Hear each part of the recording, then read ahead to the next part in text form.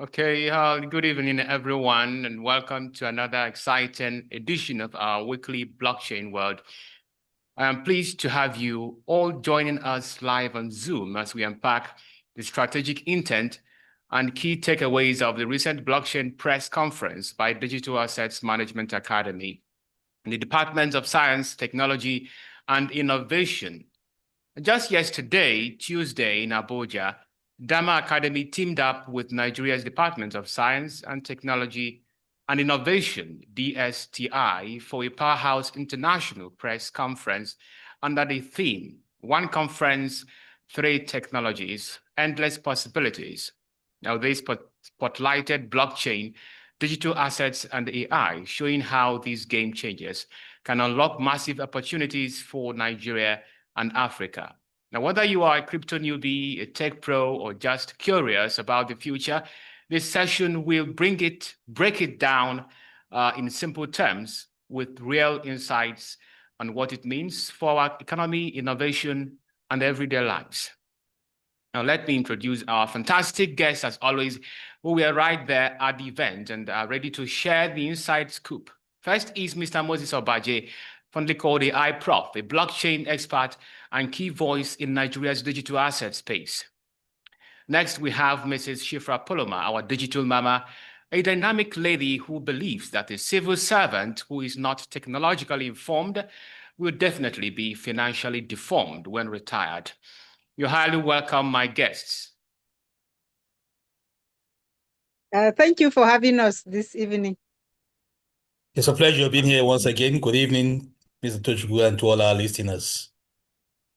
All right, my name is Tochukwu Raphael, your host. I also have my co-host, Mr. Ibrahim Umawase. Ibrahim, good evening and welcome to Blockchain World.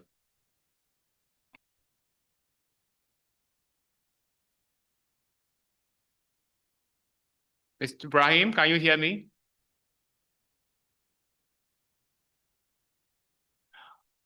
I believe he's having a little connectivity issue. All right, let's move on. Let's dive into what we have today. Mr. Moses Obaje, can you walk us through what the press conference was all about in your own words? All right, thank you, Mr. Tochukwu. It was an amazing outing, just like the team. You've just talked about the team. It's one conference, three technologies, and these three technologies have to do with blockchain, digital assets, and artificial intelligence. And basically, the essence of that conference is to create awareness and also let the press also have an in-depth knowledge of what these three technologies are all about. Even though we know that the knowledge is so broad, a lot of people must have heard about it. Even the men of the press, the women of the press, the journalists must have heard about blockchain, must have heard about digital assets and also artificial intelligence. But we wanted to narrow it down and also give an in-depth understanding to the people of the press, so that because they are the front door of knowledge and information dissemination.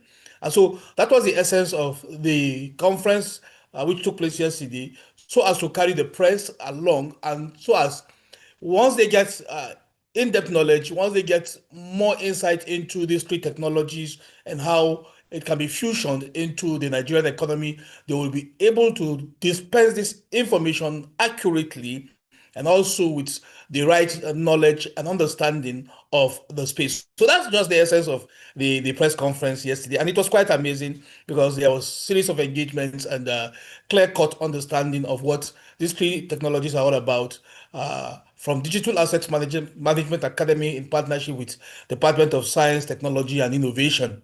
And so it was an amazing outing, and we thank God it's a success. But it's just a brief, because more of these conferences will come on board through this year and years after, until it gets to the grassroots, until the information, the knowledge of blockchain, digital assets, and artificial intelligence gets to the grassroots, even both the urban and rural areas of Nigeria, Africa, and the world at large. Thank you. All right, but I want you to go more in depth into the content of the conference. I believe you must have touched on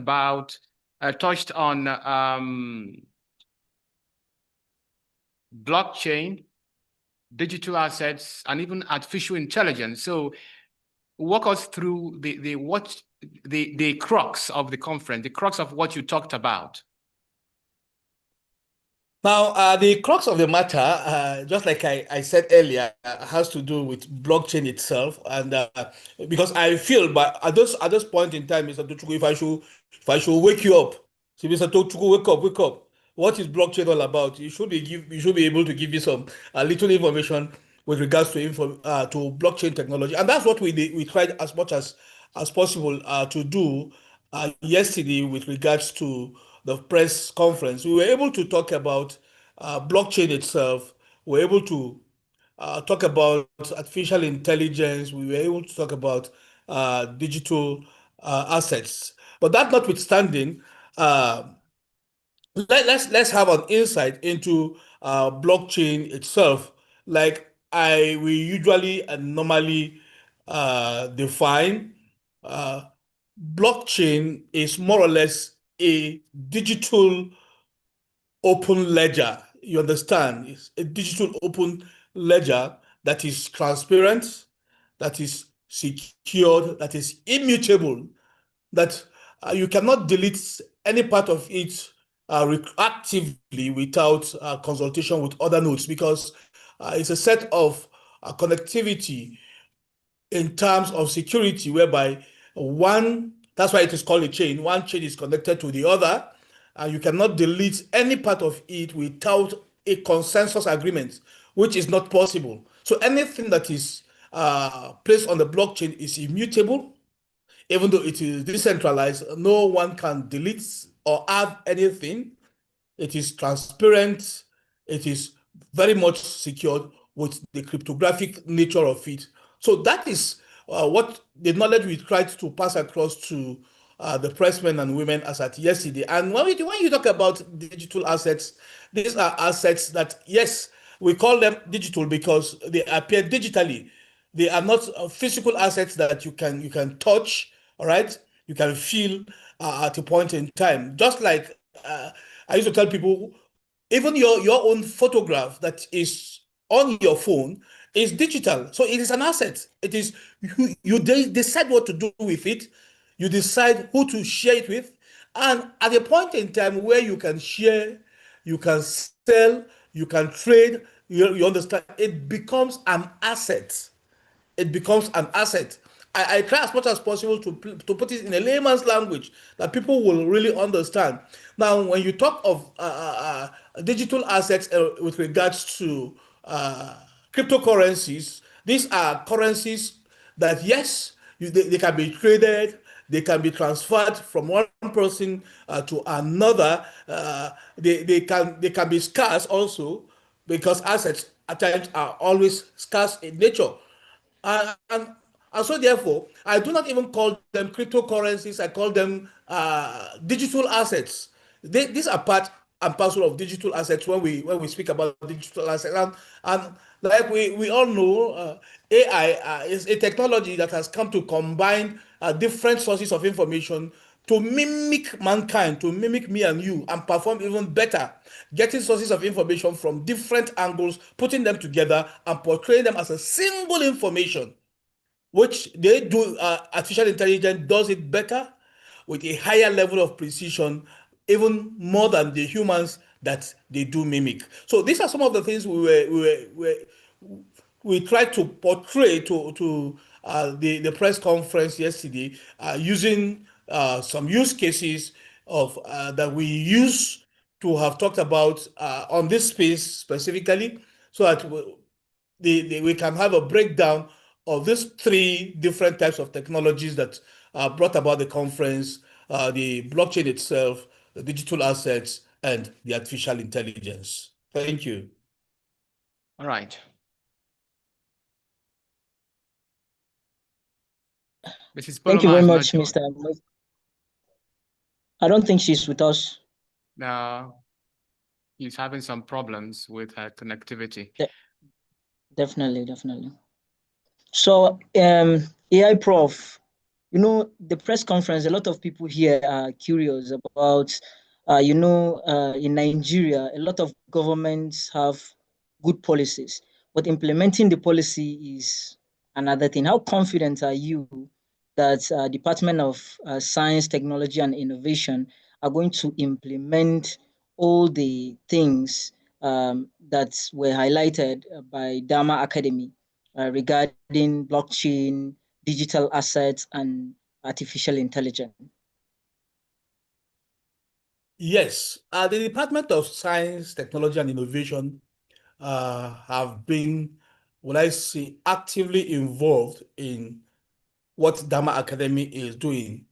Um, at this point in time, our focus is disseminating information, imparting knowledge, so as to be able to, for Nigerians to understand the space itself and thereby adopting blockchain, digital assets, and artificial intelligence as part and parcel of means of livelihood in terms of entrepreneurship, in terms of government policies, in terms of technological investments and improvements as a nation. So in all of these, DSTI have been up and doing. In fact, as at last year, we were privileged to go around some of the schools under DSTI to also try as much as possible to pass this knowledge to the staffs and students of those schools. So DSTI is at the forefront, and if not for that partnership, you will agree with me that that space will not be available for a private institution, an academy, to go to that venue and even use the venue. It's because there is that understanding and they are ready so that we can work together, work in synergy to see that Nigeria and Africa and the world at large gets more of this knowledge and information so as to key into it over time. I know it's going to take some time.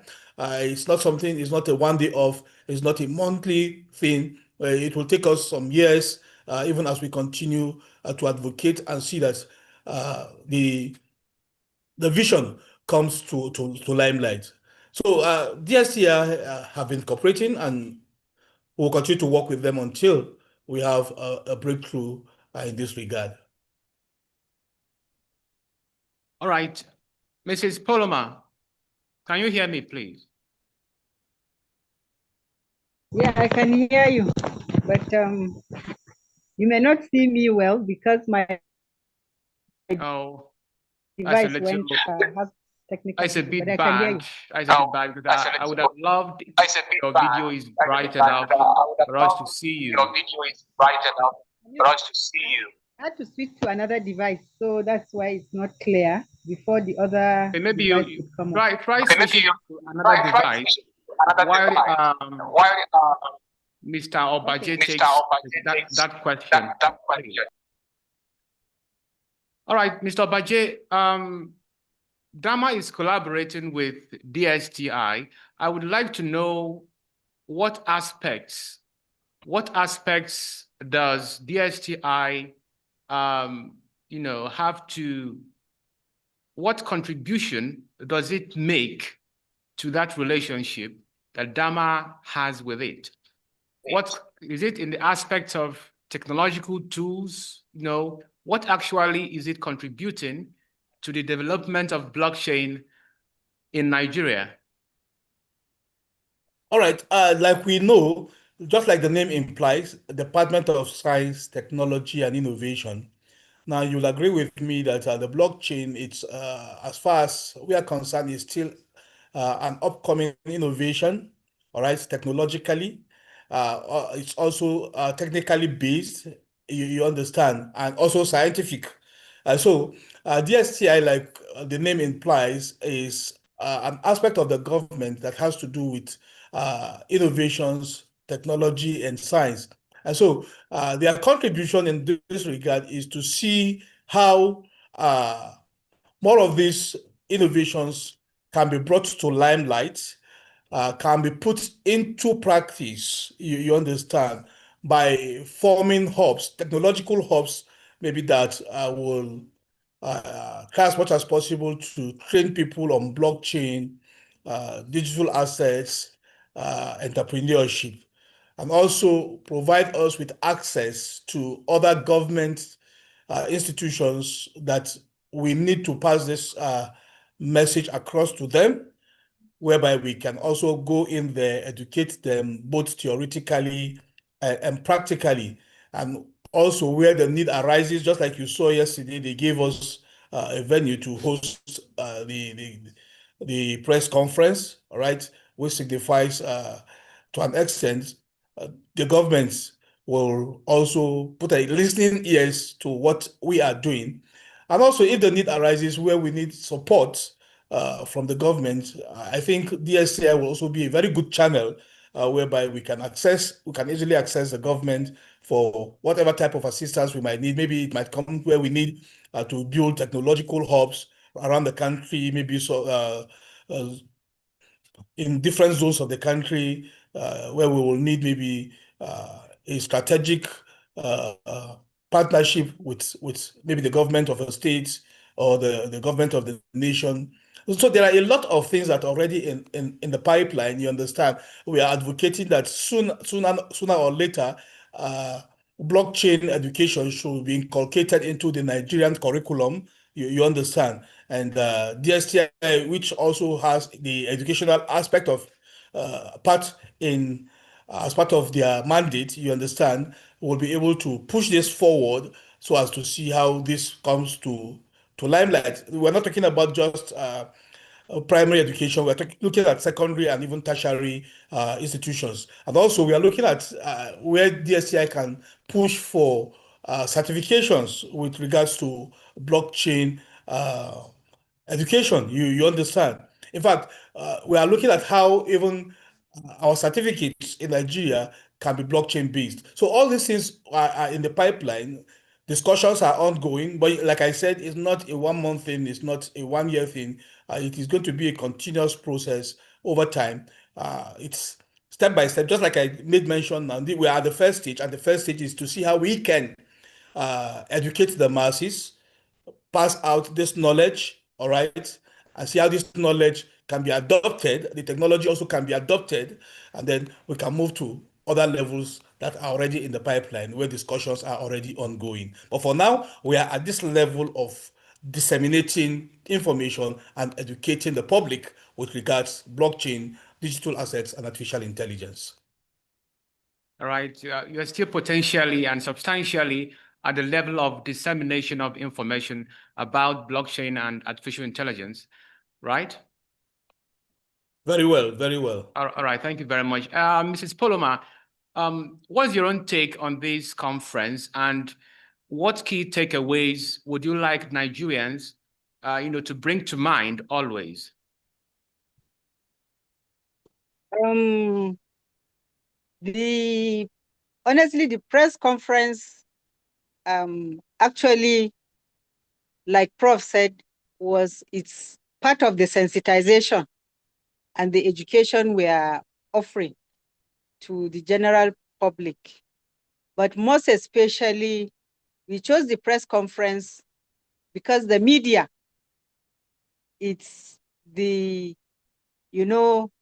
has more of what it takes to communicate to the entire populace. And, anything the media says or talks about, the general populace have a listening ear to the media because they are like the gatekeepers of information all over. So we chose to have that press conference so that the media will get well informed, so that as they reach out to the general public, the public will read from an informed position that the media had yesterday, because we had question and answer sessions where they were able to lay bare what they felt about what we talked about, the digital assets, the blockchain, the artificial intelligence, the fusion of these three into one technology. And at the same time, the key takeaway is that at least we had a host load of media houses ranging from the print media to online media and TV stations who have this information to spread to the general public so that they too will be well informed. So I think the part of the key takeaways is that the media that were there were able to get more information, more knowledge about the fusion of these three technologies into one. And we're able to, talked about we had what I would call a case study of the body scan AI, which marries the fusion of blockchain, digital assets, and artificial intelligence. And it's part of the takeaway that we have, that people, especially when they're looking at investment, especially the public servants or the civil servants, I will call, can now relate that they can plan their retirement gradually with as little as they can afford, because our case study of body scan AI actually is a token that is fair launch, low cap at the moment, and it has come to solve part of the human issue, which has to do with health. And it is going to be artificially, the app, once developed, it's an artificially powered application. And so these are part of the key takeaways that we had during that engagement yesterday. And we hope that as they disseminate this information, a whole loads of people will see that there are emerging trends that are different from the traditional way of retirement, that you can now manage your retirement by investing in a local. All right. Token Thank you like very body much, scan AI, Mr. Bryan. which in the long run, thank you.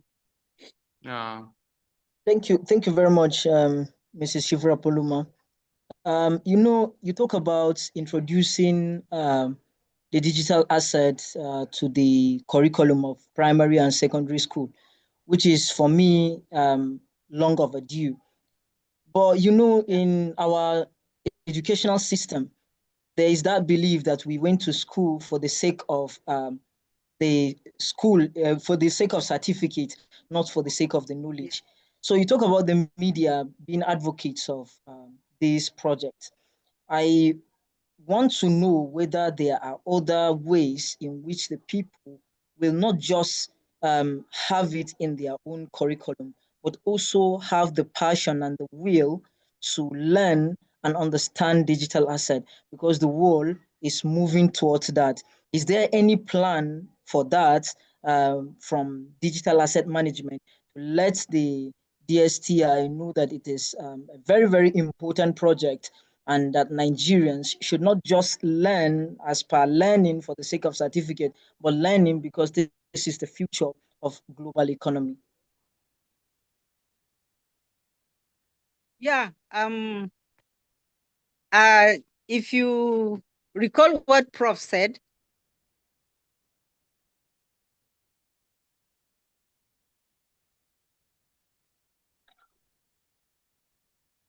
where the first sensitization we did for them culminated into the memorandum of understanding that we now have with them.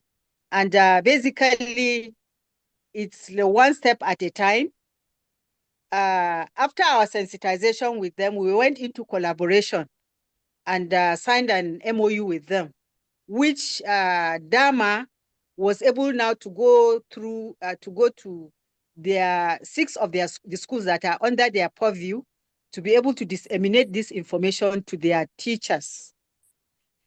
And I think it's a step in the right direction, because when a teacher gets knowledge, he will be able to pass it on to the pupils and the students rightly. And basically, it's one step at a time.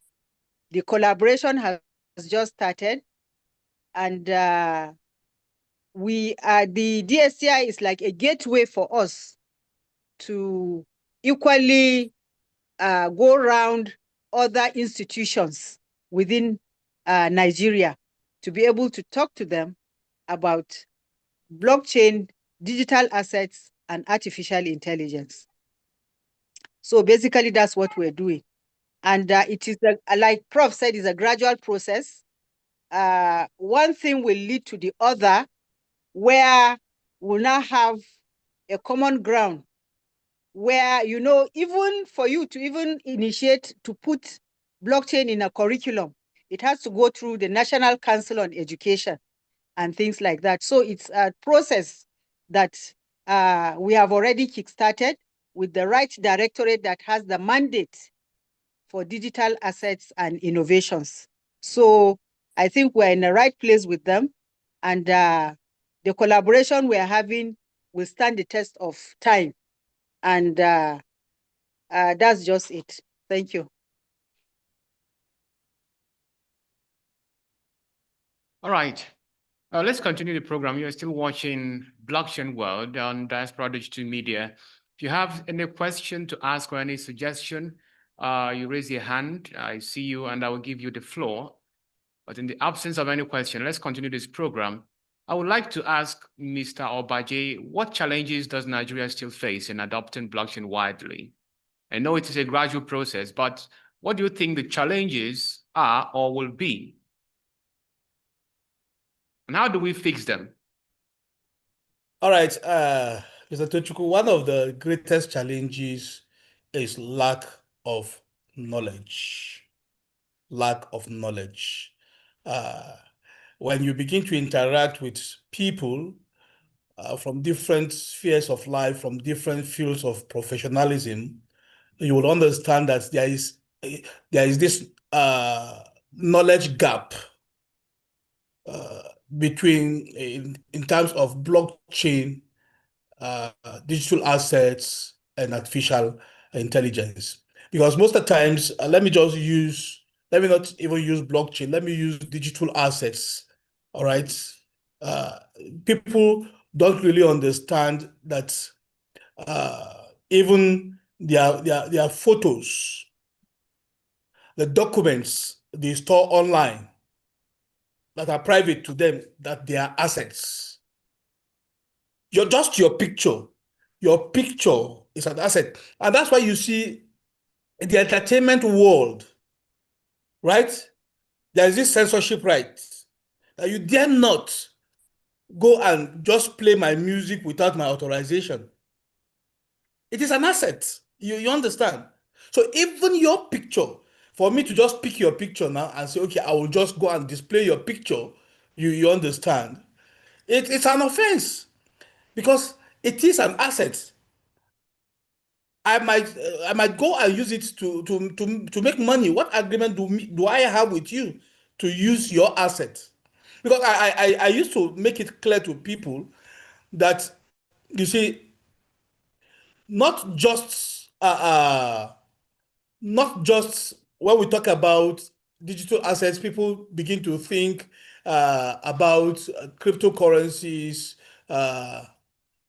tokens, but look at it as a means where you should be able to be knowledgeable about the asset you yourself have.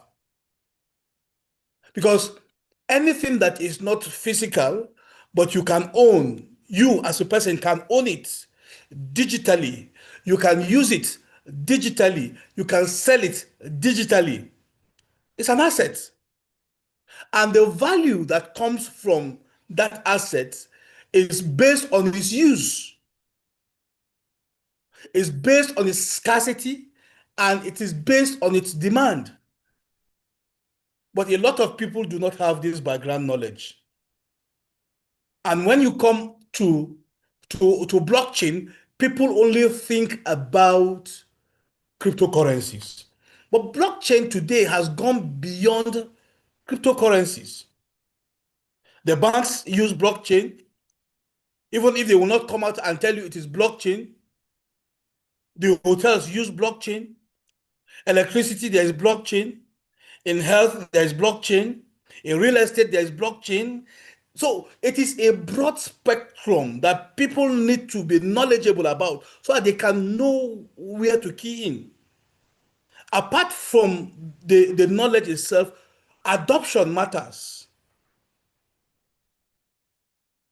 Because of lack of knowledge, there is fear in adoption. So when people are knowledgeable about blockchain and what it has come, the problem it has come to solve. In America today, there are parts of America that use blockchain for elections. So like I said, it's a wide spectrum that there's a very wide knowledge gap as far as our country is concerned. So that's one of the challenge. And number two, fear and greed. Fear, you see, one thing people tend to, nobody wants to lose anything, but everybody wants to get everything. And that is not life. You understand?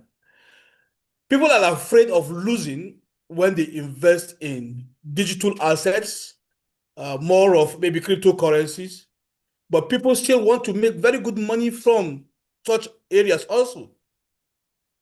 So where I brought in greed is that people want to have shortcuts.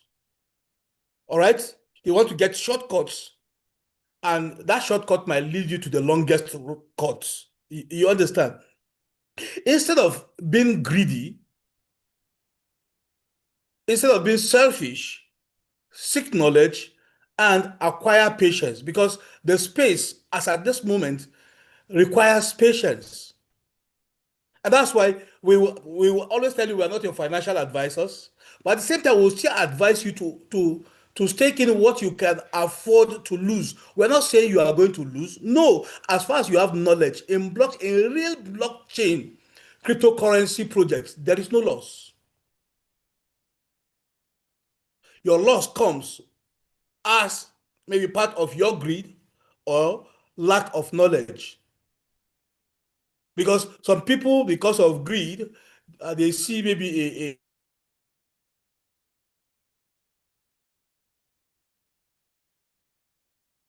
Mr. Baje, are you still there? Well, we have lost connectivity with him. Our digital mama, can you hear me, please?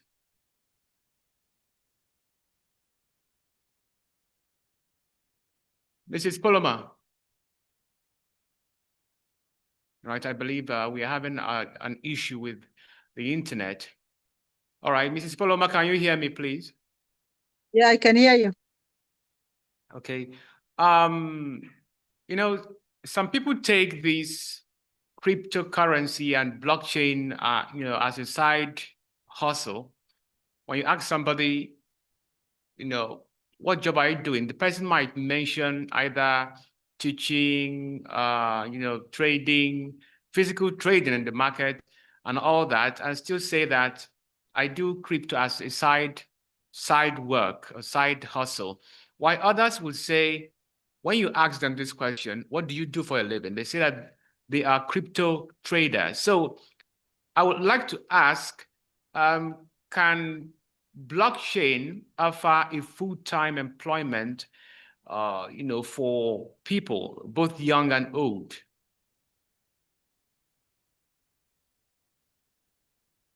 Can you repeat yourself again, because your line was cracking. I didn't quite get you.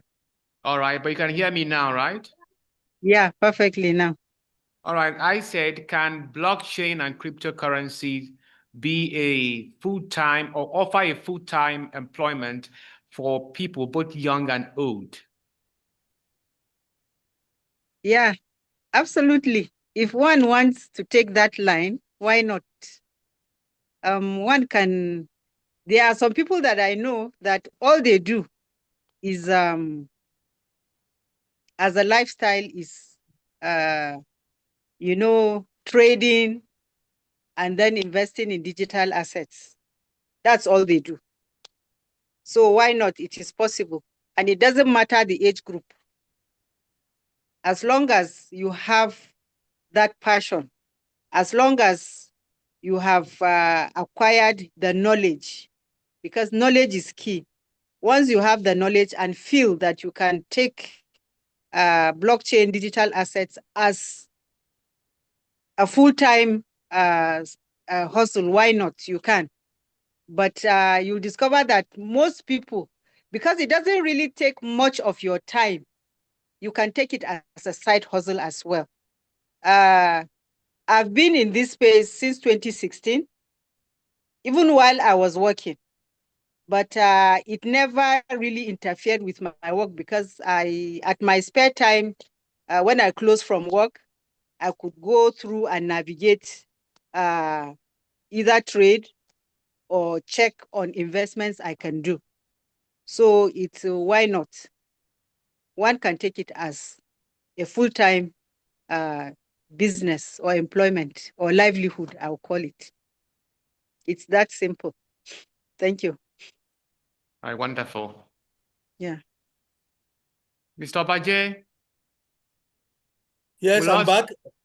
Yeah, we lost communication with you, but I'm glad you're back. Could you please finish off where you left off, please? Yes, I was looking at the grid index where you see a coin or a token that is doing well in the market, and then people go out to take very lump sum of money and push into the market so as to make maybe quick gains. You understand, and not knowing based on knowledge that the crypto market is a volatile market, it can go up and come down at any point in time. However, as you are going in there at that point in time to make more profit, somebody's already in profit because he was there before you. And because he's already in profit, you coming into the space, you are adding more liquidity to the market. And because he is seeing more liquidity in the market, he is willing to take part of that liquidity for himself. So because you went in, and then once enough people begin to take out liquidity because they've seen more liquidity, they want to take out part of their money from the market and make use of it. You see that there will be a downward trend now, a retracement in price, in the value of that token. And so he who went in with that lump sum of money, with that high grid index, will be on the losing side, and you feel, oh, this thing is not working, or this is not what I was told, or I'm already at loss. So that is that. But one thing people need to understand is that what goes up must come down. All right. And in the crypto space, as far as it comes down, as far as that crypto project is legit, is authentic, that's where people need knowledge. It will surely, I say repeat, it will surely still go up. It will surely go up. So there is no loss in real crypto projects except you are greedy, you are selfish, or you are in a hurry. And that's why we say put in what you can afford to lose and also be patient. We have seen in the past 16, 17 years that a dollar was about 136 naira, and that 136 naira can give you over 1,000 Bitcoin. Over 1,000, over 1,000 Bitcoin. Just 136 naira then, over 1,000 Bitcoins. And today, let's assume over the past 15, 16 years, you have used 1,000 Bitcoin. You have sold 1,000 Bitcoin. You are left with only maybe one or two. Just one Bitcoin today is over $60,000. Just one. So as a civil servant, you come into the space with just your $1, $5, $10, and over time, at the time for retirement, as a patient civil servant, Let's assume you come in with 10,000 because today, as I speak to you today, if you are buying, let's assume you want to buy body scan AI with 10,000 naira, which is not up to 1/10 of a dollar. You understand? Sorry, of $100. When you are coming in, it will give you over 30,000 pieces of body scan. Over 30,000 pieces of body scan based on market capitalization. The last time I checked, I don't know now, but the last time I checked, in the last 1 hour or so, it will give you about 30,000. And let's assume you are not greedy, you are patient, you're not selfish. By the time the app is launched and it comes into limelight, and there is massive adoption because it's a global project, it's not a Nigerian based project, it's not an African based project, it is a global disruptive technology. Now it moves to $1 per token. That 10,000 naira will give you over $30,000. Over $30,000. What if it becomes $2? That's over $60,000. Just 10,000 naira. What if it comes up to $10 per one? That is over $300,000 with just 10,000 naira. You understand? So people need to get this understanding that it is an asset. And there is no way you keep a legitimate asset that every document is intact and you don't make profit from it. Yes, it might not be immediate, but over time, just like when Abuja became the federal capital of Nigeria, lands were sold for 500 naira, 1,000 naira, 5,000 naira in the middle of Abuja. We say, but today, that land that was sold for 1,000, maybe 10,000 naira in the late 80s, go there. It is hundreds of millions of naira because it is an asset over time. Right. Because it is legit, it appreciates in value. Right. Thank you very much. People should be very, very patient and be cautious. You understand? And that's why knowledge is paramount. When you have this knowledge, you will not be afraid. You will not, there will be no fear of losing out in the market. Knowing, okay, what I have is legit. And even though it goes to the deepest of the deep, it will still come up over time because it is an asset it will definitely appreciate. I appreciate your contribution. I don't know if my colleague has any other question for any of you. Yeah, definitely. Definitely. I have a question for our AI prof. You talk about Yes. legitimacy of a token, and some people will tell you that yes, we have Solana, we have Ethereum, and we have Bitcoin. And but how can we differentiate between the legit coins and those who are not legit? What are the signs that we can see and distinguish and say this token is not legit? Now, the world is tilting towards blockchain, digital assets, and artificial intelligence. Like we all know, the truth of the matter is, uh, I made mention of what is can AI, right? If you go to the cryptocurrency markets, you will still find another body scan AI. You will still find another body scan AI, which is illegitimate. Are we together? Which is illegitimate. And that's why knowledge is key. How do you identify the real projects? You need knowledge. Number one, you can access the official website of that project where it will give you the authentic contract address of that project. You can visit their official social handles. You will get the authentic contract addresses. When you go to the fake ones, you will not find these details. Most of these fake, uh, illegitimate projects do not have websites, do not have social media handles. So you go to their social media handles, it is empty.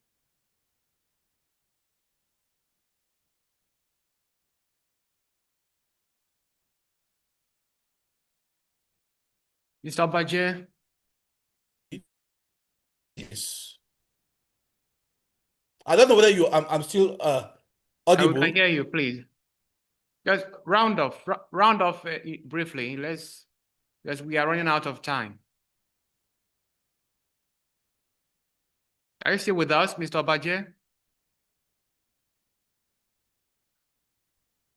Well, let me ask one more question. Maybe we call it a day. To Mrs. Poloma, if you could sum up the conference message in one word or in one phrase or in one sentence, what would that be?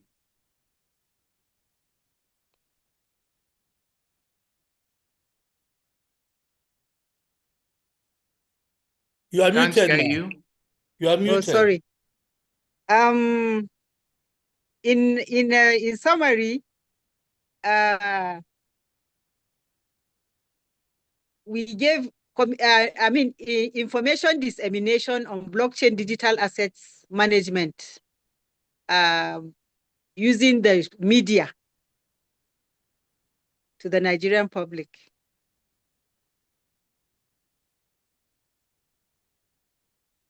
I don't think I heard that, please. I said what we did yesterday, to my knowledge, is this information dissemination on emerging trends. Okay.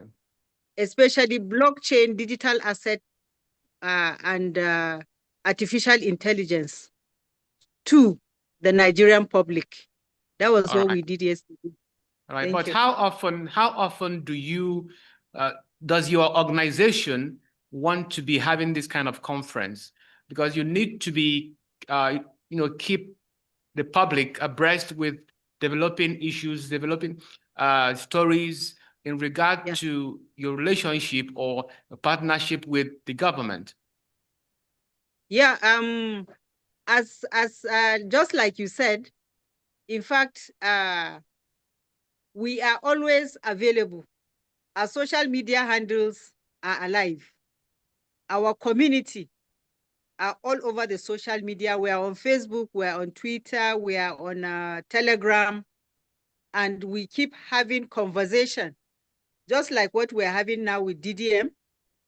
We have space meetings that we share links for people to join us. And all these media engagements that we have, like today, I think Daily Trust also has already published the event that we had yesterday. And if you get to their page, you'll discover that a lot of us have shared that information, and a lot of us are engaging on their online outfit by engaging with whoever that is commenting, whether seeking for more information and what have you. So the entire community of Bodyscan AI are an engaging community. We are vibrant, we're everywhere. And we'll continue the conversation. And this press conference is not just the first, it is the first, but we intend to go around Nigeria and beyond to, to have such engagements subsequently. Thank you.